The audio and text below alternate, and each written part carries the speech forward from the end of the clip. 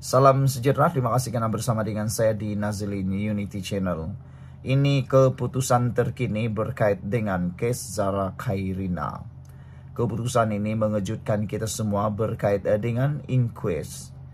Baru-baru ini banyak himpunan yang mula dibuat untuk mencoba memperjuangkan keadilan untuk Zara Khairina.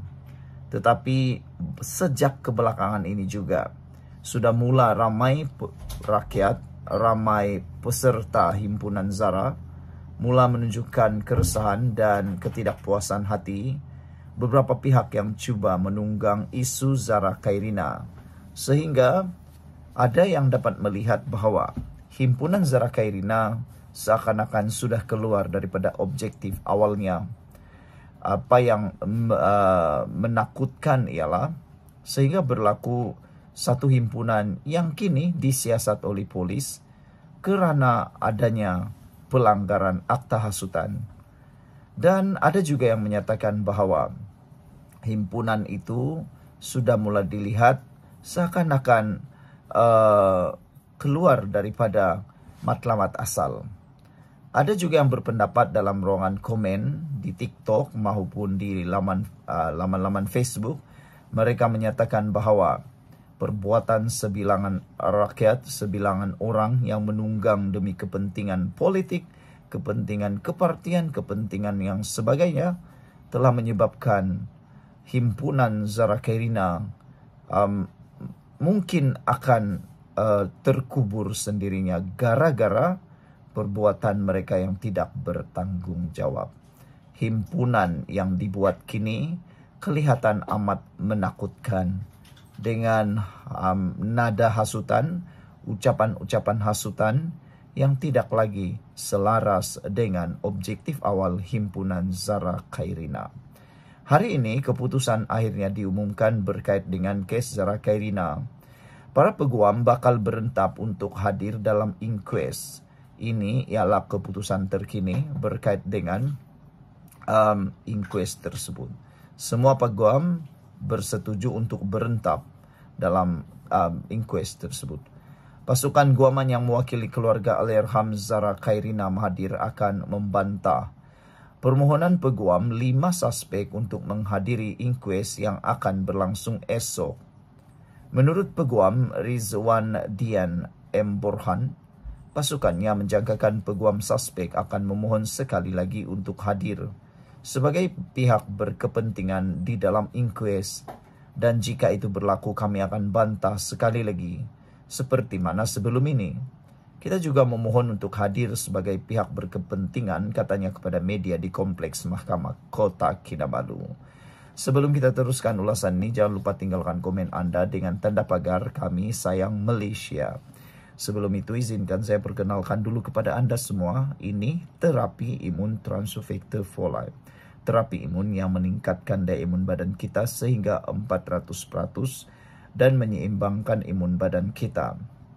Saudara, apabila imun badan kita lemah, apabila imun badan kita tidak berfungsi dengan baik, dan apabila imun badan kita tidak seimbang, kita sukar sembuh daripada penyakit. Bahkan lebih teruk lagi, imun badan yang tidak seimbang jadi bodoh lalu menyerang diri kita sendiri.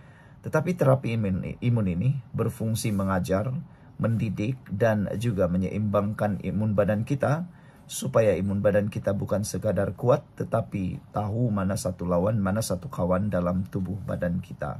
Cepat dapatkan produk ini melalui nombor telefon saya yang tertera, dan produk ini lulus KKM, halal, dan diperakui oleh dokter-dokter di seluruh dunia.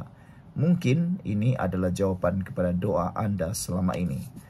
Pada hari ini, Mahkamah Tinggi mendengar hujahan permohonan semakan oleh Persatuan Undang-Undang Sabah dan Jabatan Peguam Negara telah mengenepikan arahan yang membolehkan peguam suspek kanak-kanak hadir sebagai pihak berkepentingan di dalam inquest.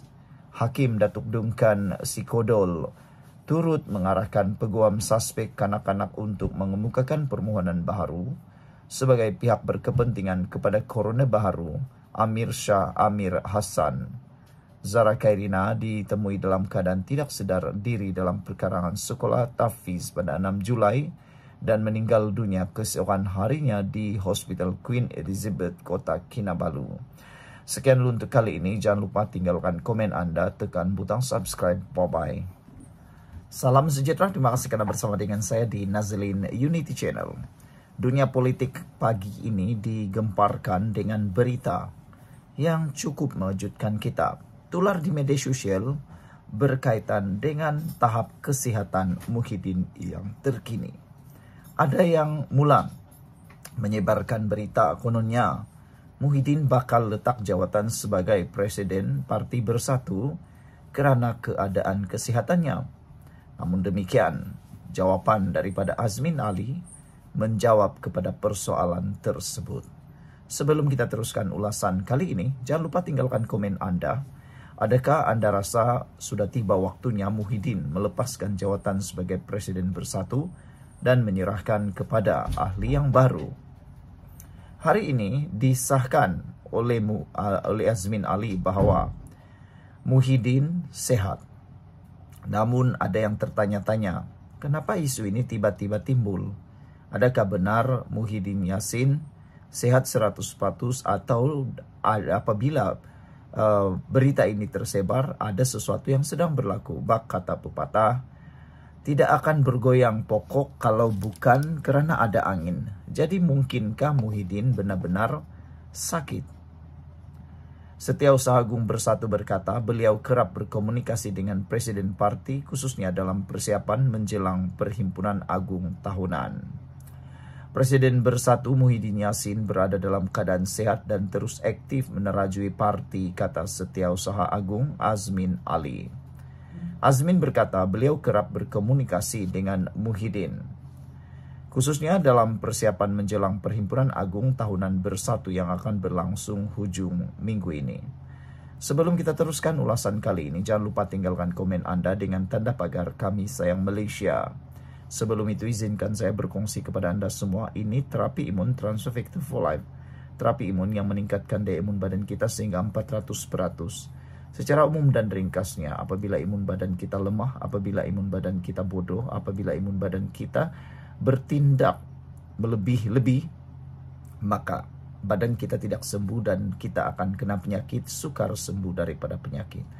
Dan paling teruk, imun badan kita menyerang diri kita sendiri. Tetapi terapi imun ini mengajar, mendidik, dan menyeimbangkan imun badan kita, sehingga imun badan kita dapat mengenal mana kawan dan mana lawan dalam tubuh badan kita. Terapi imun ini juga menyeimbangkan imun badan kita supaya imun badan kita berfungsi dengan optimum. Cepat dapatkan produk yang hebat ini melalui nomor telefon saya yang tertera. Produk ini lulus KKM, diperakui oleh dokter-dokter di seluruh dunia, halal. Mungkin selama ini Anda berdoa untuk pemulihan dan penyembuhan penyakit Anda. Tapi mungkin ini adalah jawaban kepada doa Anda selama ini. Saudara-saudara sekalian, Azmin Ali juga mengulas menyangkal dakwaan oleh bekas Setiausaha Bersatu Selangor, Hasni Zam Adham di Facebook minggu lalu menyatakan Muhyiddin dilaporkan dimasukkan ke hospital disebabkan masalah kesehatan. Azmin juga berkata dalam tempoh 6 bulan kebelakangan ini, Muhyiddin mengadakan siri jelajah ke seluruh negara, bertemu ahli pada peringkat negeri serta bahagian sebagai gerak kerja parti bagi menghadapi PRU 16. Kesehatan Presiden baik, beliau cukup bertenaga, malah beliau kini sedang menyiapkan ucapan dasar yang komprehensif untuk Perhimpunan Agung Tahunan, kata Azmin Ali. Jadi tidak timbul masalah kesehatan beliau. Saya kira beliau bersedia untuk terus memimpin parti lebih aktif, katanya. Azmin berkata Perhimpunan Agung Tahunan akan diadakan pada 6 dan 7 September ini. Katanya perhimpunan itu akan menjadi landasan penting untuk parti mengkaji semula prestasinya, memantapkan latihan jentera di segenap lapisan, serta memperkukuh kerjasama strategik bersama rakan komponen dalam Perikatan Nasional PN. Sebelum kita berpisah, adakah Anda rasa sudah tiba waktunya presiden-presiden dalam parti-parti dalam Perikatan Nasional ditukar, khususnya seperti Muhyiddin, Hadi Awang, dan Dominic Lau? Adakah mereka harus ditukar dan ditukarkan dengan orang yang baru? Sila tinggalkan komen Anda dengan tanda pagar Kami Sayang Malaysia. Terjumpa lagi. Bye-bye.